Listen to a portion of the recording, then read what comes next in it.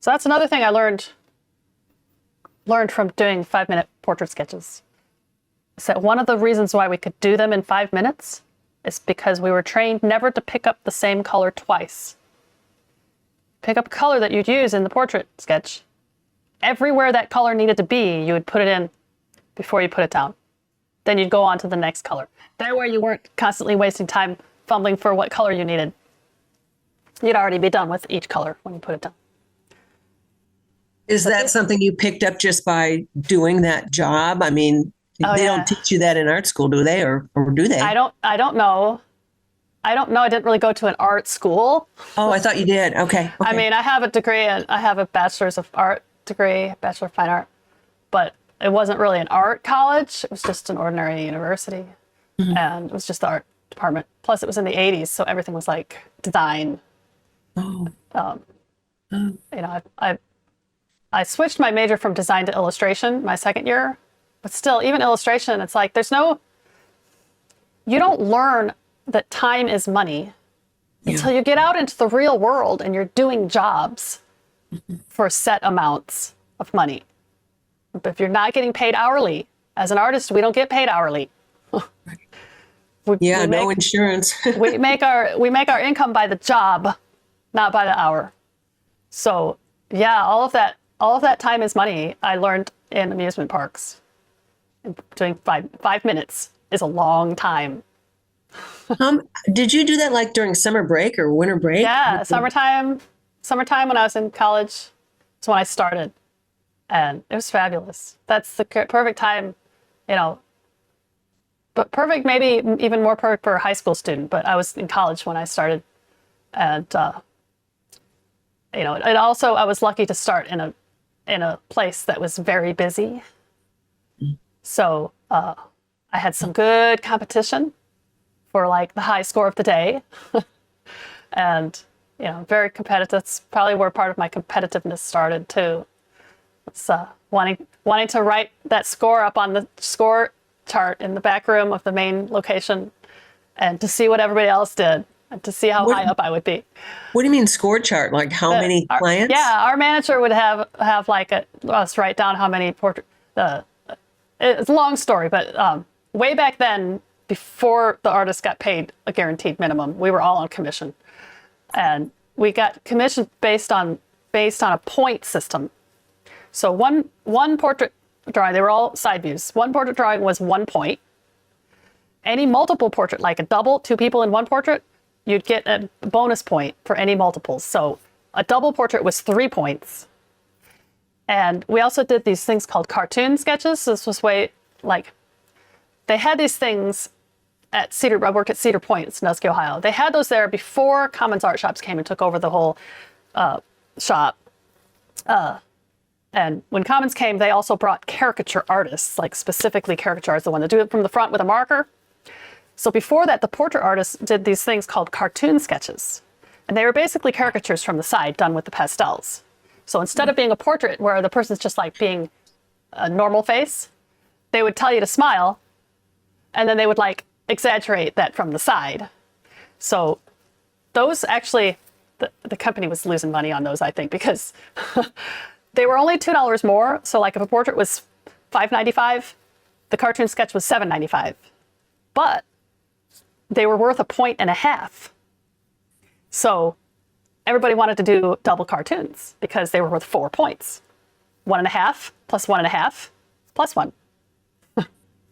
So you'd have your sketch points for the day, and you'd write those down on the board in the back room of the main location to see who made the most sketch points. And you know, I think our manager would like give a bonus or give some kind of prize to the person who broke 100 sketch points first for the summer. And you know, just things like that. You know, for young people in that type of job, it was just like so much fun to have that sort of friendly competition going on. Yeah, those were the days. But I learned how to draw quickly. And even though it's just the same old side view portrait, you know, you learn and you get better through repetition, and your likenesses would get better slowly. And You know, it was just that do it and get it done because that's how you got paid. And so a lot of those little things have carried over. And I think that's why I'm so prolific of an artist now, that when I need to paint, like the 30 and 30 or whatever, you know, when I need to paint, I know how to get it done when I have to. Just I'm older now, and a lot of times I don't really want to work that hard. But I learned it and I know how. So, you know, these types of paintings are a little slower, a little more deliberate. Oh yeah. But still, you know, I still have that, you know, like in I'm trying to say, like with the 5-minute portrait sketch, there was a process that you'd follow. And for almost all of us, it was draw the profile line with a pencil, fill in the flesh tone with we used lectures chalks, if you know what those are, big blocky chalks. Fill in the flesh tone, draw all the features, put in the shading, and we used the lectures chalk for that too. Went on the finger, and then the finger went on the painting. Almost like the pan pastel today, but we were using our fingers. And then it was the hair coloring, and then the clothing, jewelry, accessories, background, and then you were done. And so once you learned that, you would draw everybody in that same order. Everybody. You would just do that same process over and over and over and over again, for no matter who sat down. The only things that would change would be what are the angles of those features? How are those features shaped to try to catch the likeness of that person? But the process was always the same.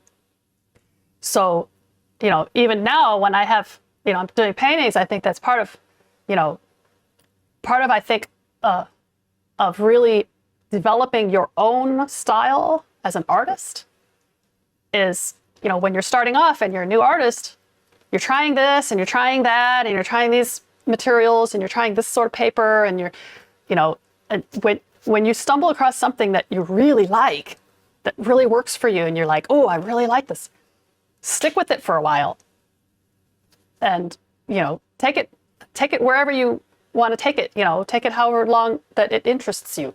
Like this underpainting method, you know, I didn't plan to use this when I started using this underpainting method. You know, I don't think about things like that out into the future, but it turns out this was my method. I just loved it, and I still love it. And I'll just keep doing it for as long as I'm not bored. But when I'm painting like this, I'm using this same method over and over and over again. And I don't know if that kind of makes my Patreon a little bit redundant, all these things, but I think that's part of the lesson of how to be a professional artist and create a body of work. It's that you find what you like, you find your method, and then you do it and do it and do it and do it until you've mastered it. So anyway, let's get back to some color here.